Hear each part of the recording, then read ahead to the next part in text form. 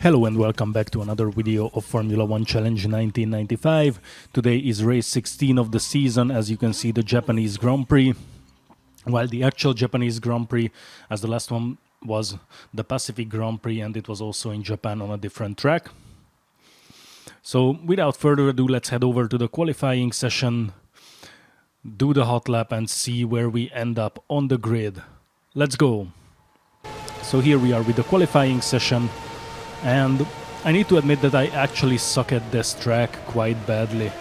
I never seem to be able to find the correct lines, so it's definitely not gonna be an easy one.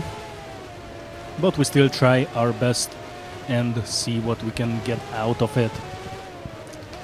We're on the way with a hot lap behind one of the footworks, I think. So we're just trying to follow him through, not to get stuck behind him.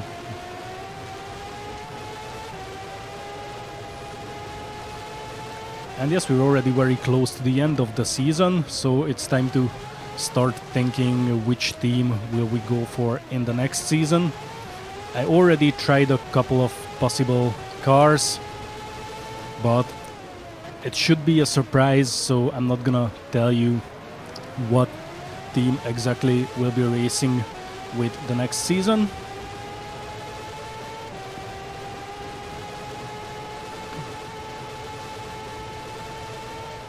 And as you can see, we got quite a bit slower than the footwork in front.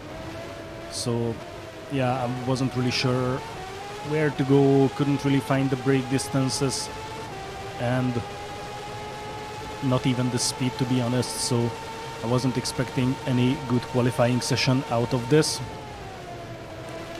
I was thinking probably the bottom half of the pack, so up from P15, that sounds more or less realistic.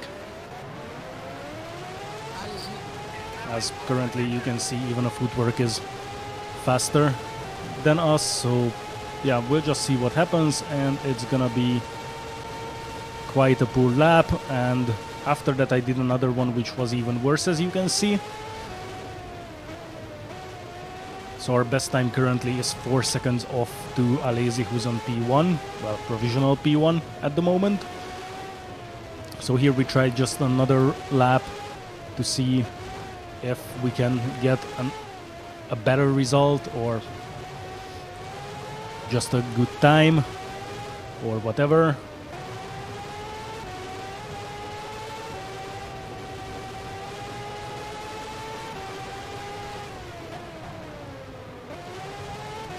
Going a bit wide on that corner. This one's alright.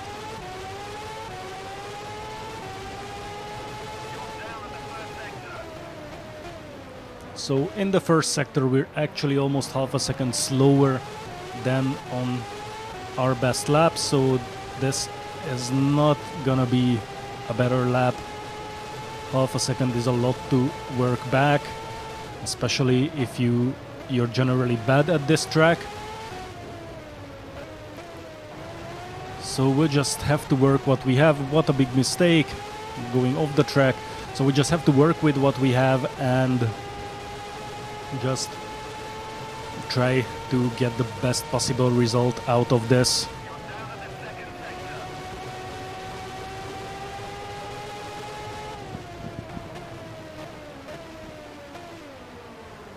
And the last chicane.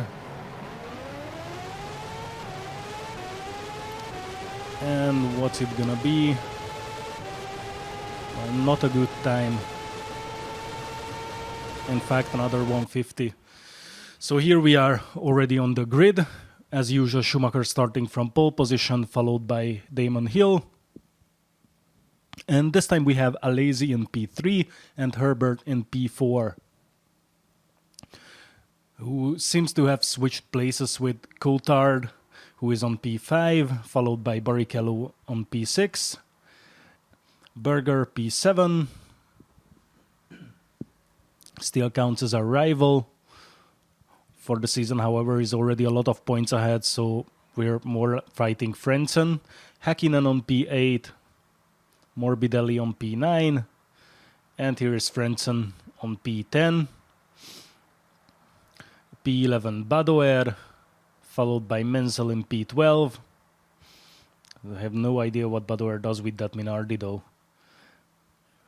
Gasho on P13, Katayama on P14, Inoue on P15, Panis only on P6, didn't have the best of qualifyings either. And here we come right next to him on P17, poor result. But I was basically right with the bottom half of the pack. So Irvine P18, Moreno P19, Brundle, our BFF, on P20, Lamy P21, Bouillon P22, oofed. Diniz on P23, Salo P24, and only here comes our teammate Verstappen on P25. So he's been suffering a lot as well on this track. And Montermini closes the grid on P26. And here we are ready to get the race on. The lights are on. And they are out. The race is on. Footwear gets a slow start. We swoop past Panis and a couple of other cars, so we're up to P10. Try to go for the move on Alesi on the inside, didn't work. Someone got stuck there for a second. So we're up to P8, still behind, right now behind Berger. Why did I say Alesi though? So Berger's in front of us on P7. And it's Barrichello in P10 right behind us. And now we're just trying to catch up with Berger and make a move on him at the first given occasion, which is not gonna be here. We went a bit way too deep on the inside of this corner, but the pack is still very much together, so this gives us an opportunity to make the move before the hairpin, as Berger took a very early break. So we're up to P7 and on to chase Häkkinen. And we seem to be a bit faster here, which might be good. So we go for a late break. Don't go for the move just yet. Just getting closer and closer.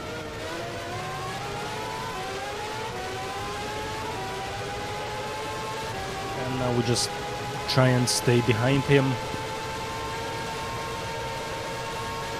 We have a look on the inside, but we're too far ahead.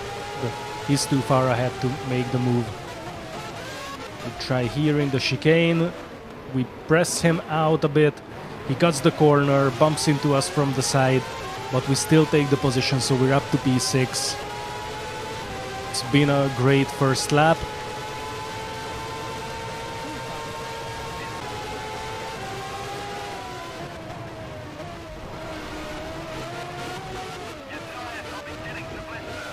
And the tires are starting to blister already. So not the best thing that could happen. We're already preparing with 3 pit stops for this race, so we need to extend this stint a little and probably the next 2 as well.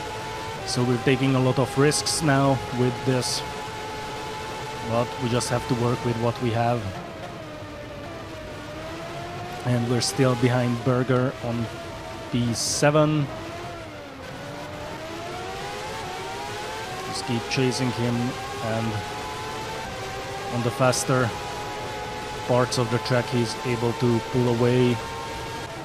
And in lap 7 we make a mistake, go wide of the track, and this allows Häkkinen to take back his position.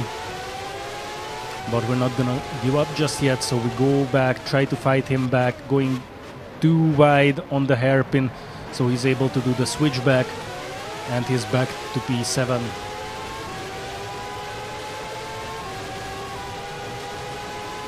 So we're going to try to go for a move on this corner as well, which we do, and go out of the track again and lose another position as a result of it. So now Frentzen is in front of us, we go wide again, lose a lot of positions, we're down to P11. So yeah, this is it, I guess, for this stint.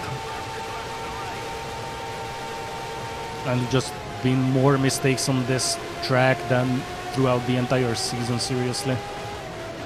So before the chicane we overtake Barrichello. Not Barrichello, the footwork, I think it was Morbidelli.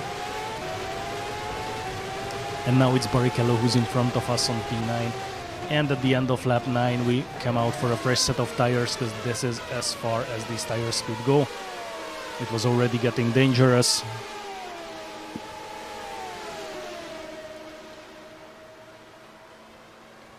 So what's it gonna be?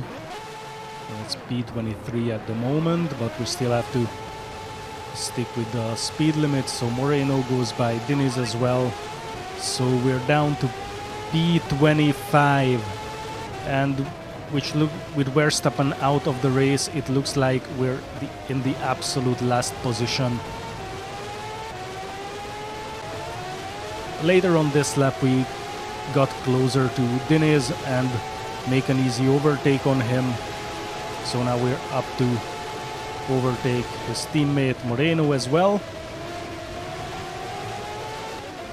We touch wheels, bump into each other a bit, which allows him to keep the position for now. But on the straight we're actually a lot faster than him, so we can just make an easy overtake and go right after Montermini, who's on P22. So we're up to P23 now. Certainly not the best position to be in, but it is what it is, so we just have to try and work our way back through the pack, which is not gonna be easy.